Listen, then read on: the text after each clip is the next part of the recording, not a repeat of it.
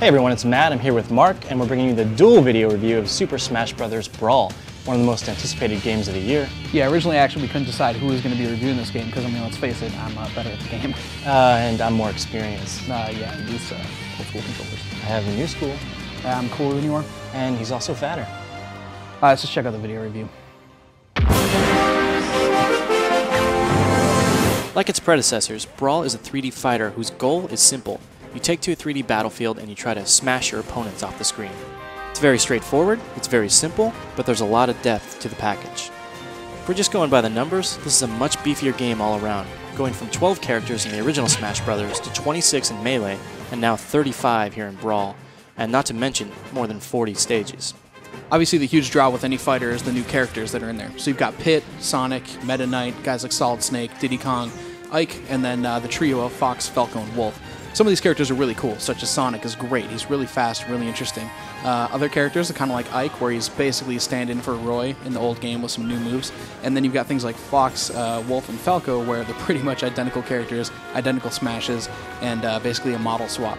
Now this is a Wii game, but you don't have to play with the Wii Remote. You can also play with the Wavebird, the GameCube controller, the Classic controller, a Wii Remote, or the Wii Remote and Nunchuck. They've basically created every option known to man for you. Somewhere in there you're going to find your playstyle. You know, another thing I really like about it, though, is the ability to just customize what every button does. So even if I want to use the GameCube controller and change up which buttons do specials, which buttons do smashes, I can do that. So amongst all the different options, there's definitely a way for everyone to control this game. If you played a lot of Melee, what you're immediately going to notice with Brawl is that while there's much more to it, there's a lot more content overall, everything pretty much feels the same. It's using the same formula, the same fight mechanics, and a lot of the same characters and stages you've seen before. That said, there is a lot of depth to this game, and it all starts with the Subspace Emissary, the single-player mode. Yeah, if you want to, there's always the classic mode where you just go stage to stage, but Subspace Emissary is really where it's at. You've got all the presentation value in there with tons of CG cutscenes, and they've added things like the trophy system again, and also stickers, which you actually stick to your guy while you're playing the game, and it upgrades your character as you play through it. It's really more of a story mode mixed with the actual combat that you find in Brawl. With that said, it did take just about 8 hours to get through the entire Subspace Emissary, so it isn't the longest mode, but as an extension to the core gameplay, it's still pretty good. I have to tell you though, man, I really found this to be the weakest point of the game. It just felt repetitive to me and forced, and just not nearly as polished as the multiplayer stuff. Oh, absolutely. As an extra, it's really cool, but definitely don't buy this game for this package. It's not like as deep as an RPG would be. So a very shallow but fun stage editor which lets you upload your created stages to Wii Connect 24, and if you're lucky, Nintendo will select those and distribute them to everybody across the network. Yeah, there are also extra modes, including event battles and challenges and things like that. The nice thing about it is everything, including the Subspace Emissary, is all co-op. So if you do want to have a friend come in and play, it's open game.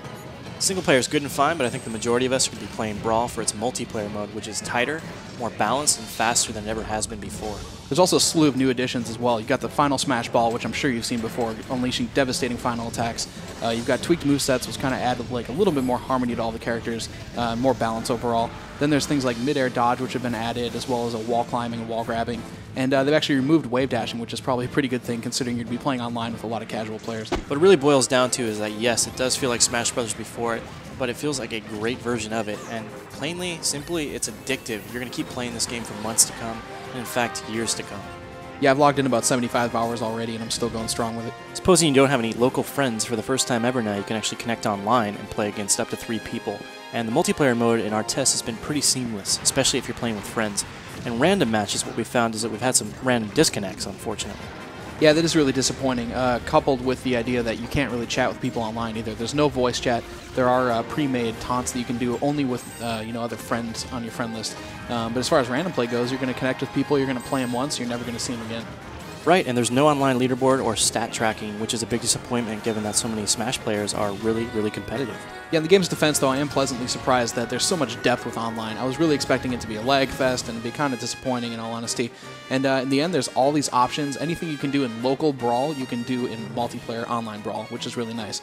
Along those same lines, the game really does have a kind of polished and unpolished feel to it, and what we mean by that is that certain aspects are really well done while others seem to be lacking. The inherent issue, of course, is that it's a sequel, and therefore it feels very much like the other games. You can't really get past that, and that's just the way it is. On the other hand, the presentation in the game is pretty much superb. You've got these gorgeous full-motion cutscenes, which, tell the backstory. It's going to be huge nostalgia for Nintendo fans, and they're just spectacular. Meanwhile, you've got an amazingly fluid game. It runs at 60 frames, it runs in 480p widescreen, and you've got this amazing orchestrated music, which is, I think, maybe one of the best soundtracks ever put in a video game. You've also got some weird loading issues too. There's a 20-second front load at the beginning of the game every time you boot, and then also in Subspace Emissary, before and after all these little cutscenes that you get, which are beautiful CG, you also have little pauses in there that really break up the experience. And while there's definite care put into balancing these characters, you can't help but wish that there were a few more of them and that some of them weren't clones or exactly duplicates as how they played in Melee. Right, as soon as they introduce those third-party characters, the natural thing to want is more of them. Right, exactly. Definitely some ups and downs here, but all points considered, Brawl is a spectacular achievement and an amazing, truly amazing multiplayer game. Whether you're playing it offline or online, you're going to be playing it for years to come. We gave it an Editor's Choice Award and a 9.5. Pick it up, we'll see you on the battlefield.